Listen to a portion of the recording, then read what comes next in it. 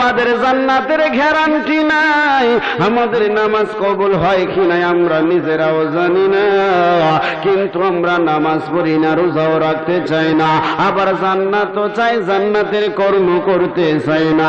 কোন সাহাবী জীবনে এক ওয়াক্ত নামাজ ছাড়ে নাই, রমজানের সিয়াম ছাড়ে নাই, তারপরেও তারা কবরের কত ভয় করত, হাসরের কত ভয় করত, মরণের কত ভয় করত।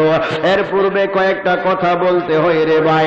মানুষ যখন মারা যায় আপনারা লক্ষ্য করে দেখবেন চেহারাটা বিভিন্ন ধরনের রং পরিবর্তন হয়, চোখটা মাঝে মধ্যে উল্টায়া দেয়, ঠোঁটটা বাঁকা করে দেয়, নাকগুলো আস্তে আস্তে নিচু হয়ে যায়।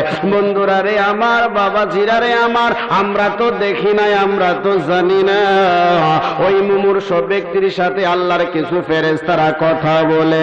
আমরা যে দুনিয়ার জমিনে চলতেছি মাটির উপরে, মাটির দৈনিক বহুবার আপনারে আমারে ডাইকা ডাইকা বলে, ও আব্দুল খালেকের ছেলে, ও আব্দুল মালিকের ছেলে, আমার উপরে বৈশা তুমি মদ খাও, আমার উপরে বৈশা তুমি তাস খেলো, সিগারেট খাও, গাঞ্জা খাও, মদ খাও, তোমার কি মরণের ভয় না হয়? আমার কাছে যখন আসবা আমার নবী বলে উম্মত, কবরে যখন উম্মত যাইব রে, যার আমল ভালো থাকবে না, ঈমান ভালো থাকবে না, ওই মাটি দুই পাশ থেকে এমন ভাবে চাপা মারবে রে।